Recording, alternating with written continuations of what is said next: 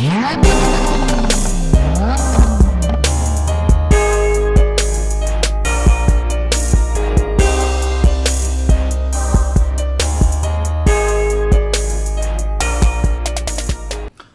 up everybody, Luke Deutschlander here with another video. If you like my videos, make sure you like, share, and subscribe, and make sure to drop a comment after today's video. Today we're going to be talking about 6 reasons why customers don't call back. So, as technology ever evolves, I honestly think that phone calls someday, somehow, are going to become non-existent. It seems like there's so many overwhelming calls that actually are spam nowadays too, where I think a lot of people just completely avoid basically answering their phone for that sole reason, and because of the fact that when somebody calls, sometimes people get anxiety over it and they just don't want to answer, especially to somebody that they don't know.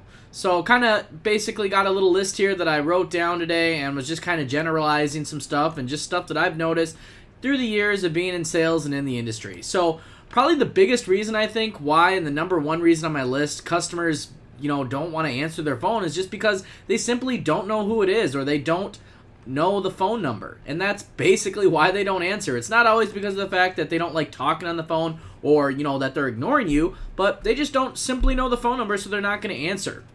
I mean, you got to ask yourself, how many times do you hear your phone ring and then send the call basically straight to voicemail because of the fact that you don't recognize the phone number, or you just don't have time maybe right now to talk to somebody that you don't know? So the other thing is that they could be avoiding spam. If you've personally noticed your phone ringing more than usual lately, I know I have, and there's a lot of spam out there. Basically, there's actually a study out there right now saying that by the end of 2019, it's estimated that nearly half of all phone calls will actually be spam. And obviously, they're super disruptive and they're really annoying. And as the issue gets worse, more people are probably going to avoid answering their phones to numbers that, they've never heard of or they just don't recognize. The other big problem out there, and it's basically number 2 on my list, is no one listens to voicemails.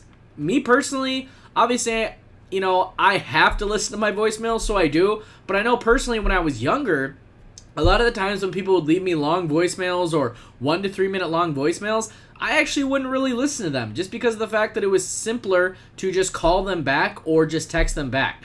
Like, voicemails used to be a really popular technology, but voicemails quickly turned into just another collection of basically ignored notifications. I mean, we have so many notifications going to our phones now in this day and age that voicemail is just kind of one thing to keep track of, and a lot of people just hate listening to voicemails just because of the fact that it's time consuming. And then also, there is transcription features on a lot of newer phones, so a lot of people might not even listen it. They might just actually watch it or watch it get transcribed, and then when they see it, they're going to read it, they're not going to actually listen to it, and they might text you back rather than calling. So that's another thing to think about also. Another thing on my list, and this is my third thing, is customers are forgetful. Obviously, everybody's human, so you got to think of that. If a customer doesn't call you back, this is kind of a good sign to follow up because people are forgetful. People just plain forget to call back. Obviously, it'd be awesome if customers would, set a reminder to call us back, but that's probably never going to happen, so you got to keep that in mind. A text, on the other hand, pretty much serves as a kind of a nice, friendly reminder to get in touch. So don't ever be afraid to just send a customer a friendly text reminder to say, hey, I called you about the phone earlier, etc. Or this pretty much kind of applies to any business, not just phone flipping, but mostly this applies to sales.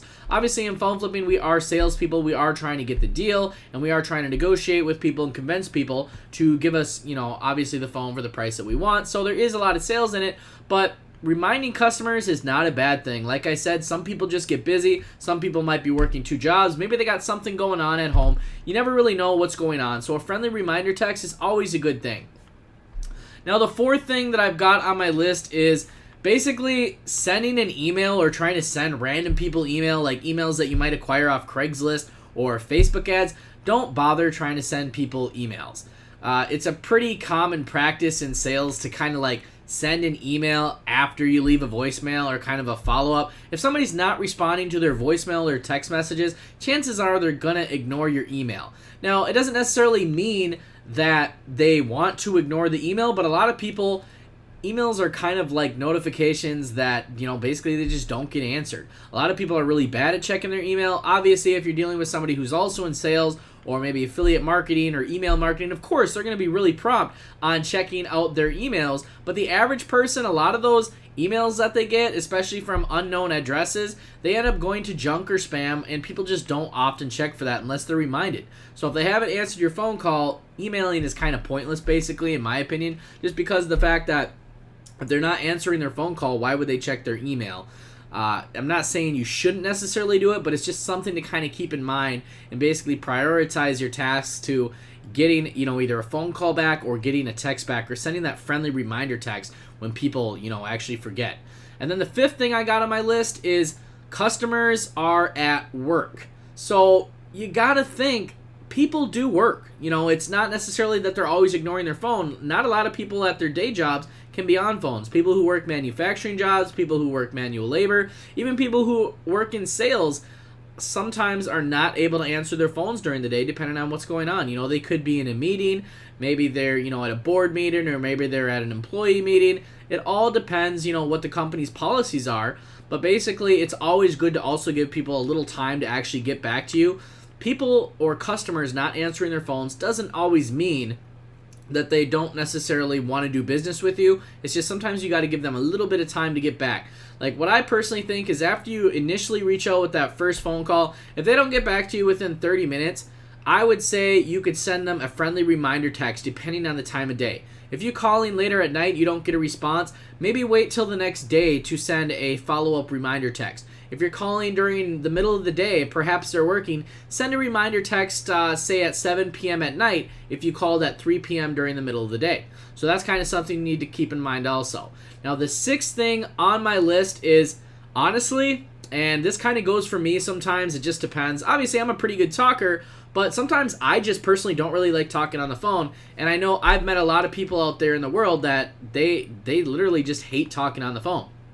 And it's because some people out there just don't like small talk and they prefer other communication options, or like I mentioned earlier in the video, they literally get anxiety about talking on the phone to somebody that they've never ever met before. So give them a chance. Like I said, give a little leeway of time and just see if they will try and talk to you or maybe send you a text after you leave them, a phone call, or they see they've got a missed call. And they're also going to appreciate your flexibility rather than trying to keep calling them or, basically sending invasive calls or invasive text messages. Give them a little space. So, like I said, everybody's a little different, and you won't really know exactly the customer personality type, of course, until you talk to them on the phone, or if they reach out to you via text, or if they respond to one of your reminder texts. But typically, in this day and age, in my opinion, a lot of customers prefer texting over phone calls. Not to mention, when you text, you actually are kind of making it more convenient for the customer to get back to you, due to the fact that when you text somebody, they don't immediately have to answer their phone, and it doesn't give them anxiety. I know a lot of people do get anxiety when they see a random number pop on their phone because they go to answer it and they're just unsure of who's on the other side. Who could be? Of course, not everybody thinks like this, but I know a lot of people do struggle with anxiety, and so for that reason, sometimes phone calls are actually not as effective as text messages. Plus, a study's shown that text actually have a 98% open rate, which basically means that you know that your message is probably going to get seen. A lot of people text more than they call. Now, the one benefit I will say of calling is, me personally, in my opinion, I think that you can close somebody while they're on the phone with you a lot easier than you can during text. And the reason being is, when you're on the phone with somebody, you can completely read their emotions. Where when somebody's texting you, it's a little harder to read a customer's emotions. Now, of course, if somebody's sending you a book of text or a wall of text, that means that they're probably highly engaged in selling their item to you, or, buying your product, or whatever you may be texting about regarding sales or selling, buying, etc. Now, when you're on the phone, it's very easy to read somebody's tone. Are they bored? Are they stalling in between words? How are they talking? Are they energetic? Are they, eager to sell you the device? Are they asking you to meet right now?